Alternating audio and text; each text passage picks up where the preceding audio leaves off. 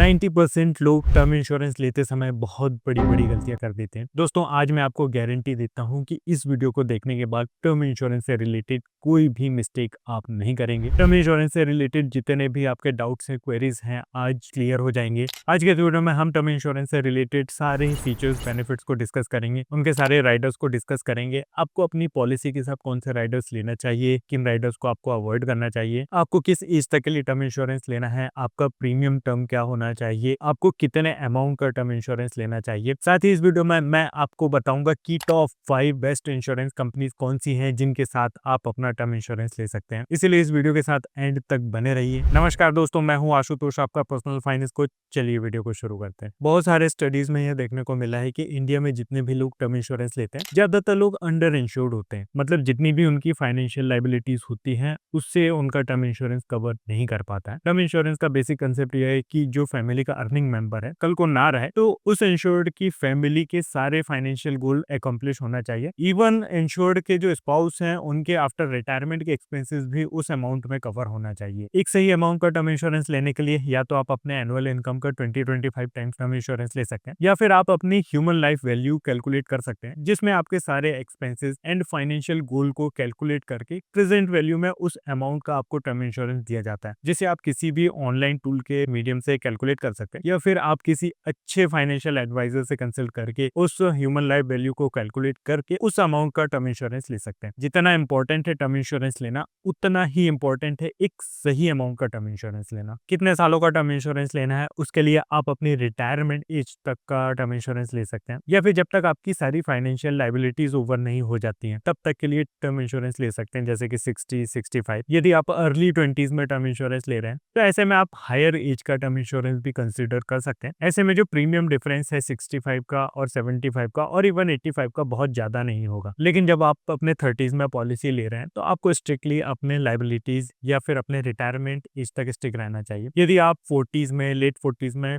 Policy ले रहे हैं, तो ऐसे में आपको अपनी इमीडिएट लाइबिलिटीज को कवर करना है। ऐसे में आप 10 साल, 15 साल और मैक्सिमम 20 सालों का टर्म इंश्योरेंस भी लेते हैं, तो वह ठीक रहेगा, क्योंकि यदि आप ज्यादा एज के लिए टर्म इंश्योरेंस लेंगे तो आपको फिर हायर प्रीमियम पे करना पड़ेगा। प्रीमियम पे करने के लिए हमें अलग अलग ऑप्शन मिलते हैं, रेगुलर पे, लिमिटेड पे और सिंगल पे। रेगुलर पे मतलब आपने जितने टेन्योर का पॉलिसी लिया है, हर साल टेन्योर एंड होने तक आप प्रीमियम पे करते हैं। लिमिटेड पे में सिर्फ 5 या 10 सालों में एंटायर टेन्योर का प्रीमियम आप पे कर देते हैं, और सिंगल प्रीमियम में सिर्फ एक ही प्रीमियम में पूरे टेन्योर का प्रीमियम पे कर देते हैं। जब हम टर्म इंश्योरेंस ले रहे हैं, तो हमारी पहली प्रायोरिटी होना चाहिए कि हम एक सफिशिएंट अमाउंट का कवरेज लें। उस सफिशिएंट कवरेज के लिए यदि हम कंफर्टेबल हैं, तो लिमिटेड पे में भी जा सकते हैं। अदरवाइज रेगुलर पे का ऑप्शन सबसे अच्छा होता है। उसमें हमारा जो प्रीमियम का टिकट साइज है वो काफी कम होता है। ऐसे में फ्यूचर में भी हमें प्रीमियम पे करने में दिक्कत नहीं होती है। लगभग सारे ही प्लान में हमें रिटर्न ऑफ प्रीमियम का ऑप्शन मिलता है, जिसमें यदि पॉलिसी होल्डर को कुछ नहीं होता है टेन्योर में, तो एंड में उसे सारे प्रीमियम्स रिफंड हो जाते हैं। दोस्तों, यह एक बहुत ही खराब ऑप्शन होता है।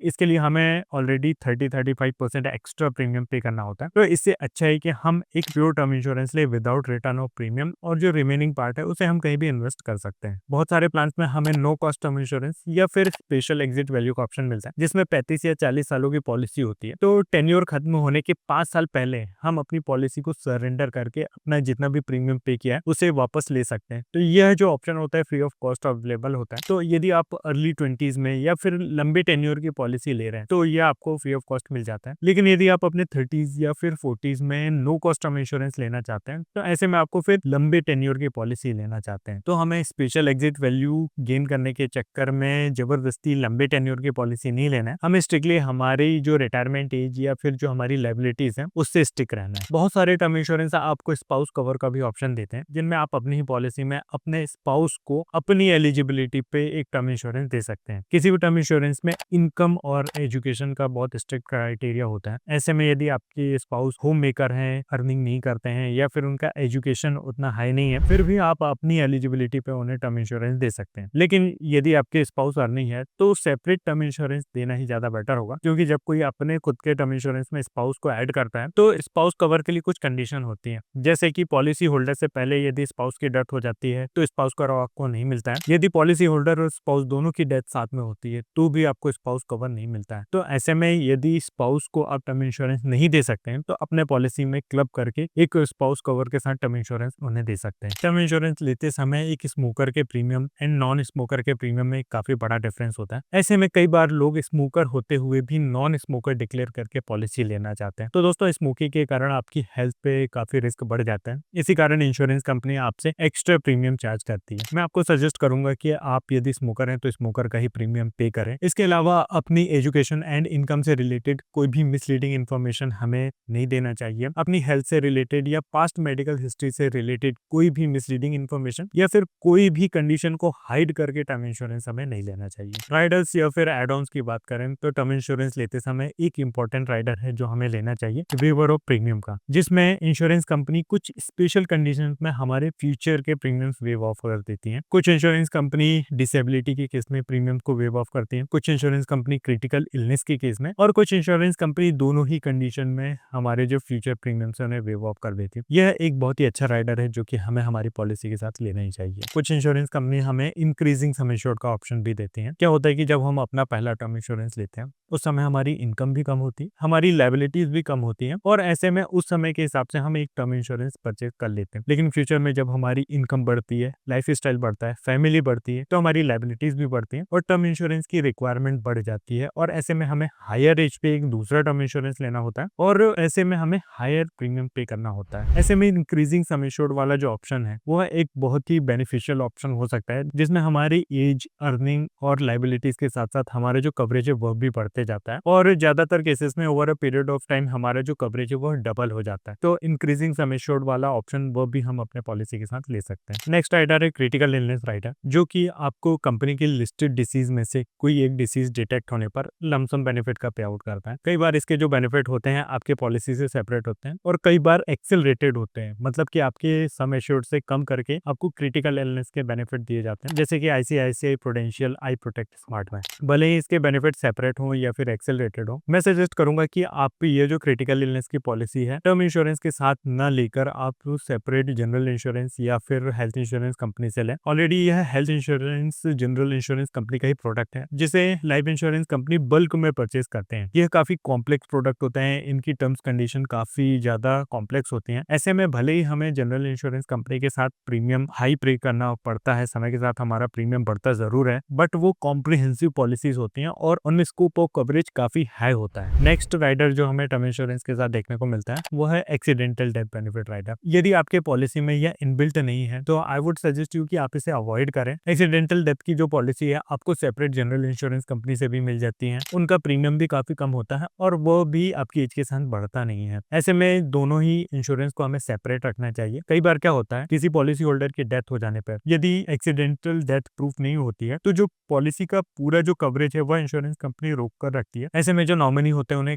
काफी परेशानी का सामना करना पड़ता है। तो बेटर ऑप्शन ये है कि आप एक्सीडेंट की पॉलिसी जरूर लें, बट उसे सेपरेट जनरल इंश्योरेंस कंपनी से लें। वो पॉलिसी ज्यादा कॉम्प्रिहेंसिव होती है एंड ऐसे में दोनों ही पॉलिसी का जो क्लेम है उन्हें लेने में दिक्कत नहीं होगी। एक राइडर हमें देखने को मिलता है टर्मिनल इलनेस। जब किसी पॉलिसी होल्डर को कोई टर्मिनल इलनेस हो जाती है, मतलब ऐसी डिसीज जिसमें 4 से 6 महीने के बाद उस पॉलिसी होल्डर की डेथ होना कंफर्म हो जाता है, ऐसे में इंश्योरेंस कंपनी उसे उसके कवरेज का पे आउट पहले ही कर देती है, तो वो खुद से ही मैनेज कर सकता है। यह जो ऑप्शन है बहुत ही ज्यादा हेल्पफुल नहीं है, तो ऐसे में यदि आपके पॉलिसी के साथ इनबिल्ट है तो आप उसे ले सकते हैं। इस ऑप्शन के लिए अलग से कुछ पे करने की जरूरत नहीं है। बेस्ट टर्म इंश्योरेंस सेलेक्ट करने के लिए मैंने 5 पैरामीटर्स को कंसीडर किया है, जिनमें 3 year average claim settlement ratio, 3 year average amount settlement ratio, उसके अलावा complaint volume, company track record and company का business. Claim settlement ratio individually काफी मिसलीडिंग हो सकता है, इसीलिए हमें अमाउंट सेटलमेंट रेशियो भी देखना जरूरी है। Industry average claim settlement ratio 97% है, तो उससे ऊपर की किसी भी कंपनी में हम अपना टर्म इंश्योरेंस परचेस कर सकते हैं। क्लेम सेटलमेंट रेशियो के अलावा अमाउंट सेटलमेंट रेशियो देखना बहुत जरूरी है, जिससे हमें पता चलता है कि कंपनी ने कितने क्लेम्स एक्सेप्ट किए हैं और उन क्लेम का अमाउंट कितना है। कहीं ऐसा तो नहीं कि कंपनी छोटे छोटे सारे क्लेम्स को एक्सेप्ट करती है, बट 1-2 क्लेम जो रिजेक्ट कर रहे हैं वो बड़े बड़े क्लेम होते हैं। यदि किसी कंपनी का एवरेज अमाउंट सेटलमेंट रेशियो 90 से ऊपर है तो वह एक हेल्दी रेशियो माना जाता है। इसके अलावा कंप्लेंट वॉल्यूम, और 10,000 क्लेम के ऊपर इंश्योरेंस कंपनी कितनी कंप्लेंट कंप्लेंट रिसीव कर रही है, यदि किसी कंपनी का कंप्लेंट वॉल्यूम 20 से कम है तो हम उस कंपनी को कंसिडर कर सकते हैं। इन रेशियोज के अलावा हमें यह भी देखना है कि कंपनी का बिजनेस कैसा है और उसका पुराना ट्रैक रिकॉर्ड कैसा है। टर्म इंश्योरेंस क्योंकि एक बहुत लॉन्ग टर्म कमिटमेंट है, हमने अगले 25, 30, 40 सालों के लिए टर्म इंश्योरेंस परचेज करना है। ऐसे में हम ऐसी कंपनी का टर्म इंश्योरेंस परचेज करना चाहेंगे जिनका पुराना 15, 20, 25 सालों का रिकॉर्ड अवेलेबल है और साथ ही कंपनी का जो बिजनेस है बहुत अच्छा है, उनका सॉल्वेंसी रेशियो अच्छा है, वो काफी ज्यादा पॉलिसीज इशू करते हैं और काफी ज्यादा क्लेम्स को वो जो है हैंडल करते हैं। ऐसा ना हो कि हमने रेशियोज के चक्कर में सिर्फ छोटी छोटी कंपनी को ही सेलेक्ट कर लिया जो बहुत थोड़ी पॉलिसीज इशू करती हैं और बहुत थोड़े क्लेम्स देती हैं। हमें बड़े ब्रांड्स जिनका बिजनेस अच्छा हो ऐसी कंपनियों का टर्म इंश्योरेंस लेना चाहिए। इन सारे पैरामीटर्स के बेसिस पे जिन कंपनीज को सेलेक्ट किया है उनमें है max life, Tata AIA, Bajaj Allianz, ICICI prudential life and HDFC life. दोस्तों ये पांचों कंपनीज बहुत अच्छी हैं, इनके रेशियोज बहुत हेल्दी हैं, इनका ट्रैक रिकॉर्ड भी अच्छा खासा अवेलेबल है और इनका बिजनेस भी काफी हेल्दी है। इन कंपनी को 1 to 5 में रैंक नहीं करूंगा क्योंकि ये जो रेशियोज हैं हर साल कम ज्यादा होते रहते हैं, बट आप इन 5 में से किसी भी एक कंपनी का टर्म इंश्योरेंस अपने लिए सेलेक्ट कर सकते हैं। आई होप टर्म इंश्योरेंस से रिलेटेड आपके सारे डाउट क्लियर हो गए होंगे और आप समझ गए होंगे कि आपको कौन सा टर्म इंश्योरेंस लेना है और कैसे लेना है। फिर भी यदि टर्म इंश्योरेंस से रिलेटेड आपका कोई भी डाउट है तो आप नीचे कमेंट करके पूछ सकते हैं। दोस्तों वीडियो अच्छा लगा हो, इन्फॉर्मेटिव लगा हो तो वीडियो को लाइक जरूर करें और ऐसे ही इन्फॉर्मेटिव वीडियोस देखना चाहते हैं तो चैनल को सब्सक्राइब जरूर करें। दोस्तों आज के वीडियो में बस इतना ही, मिलते हैं नेक्स्ट वीडियो में। धन्यवाद।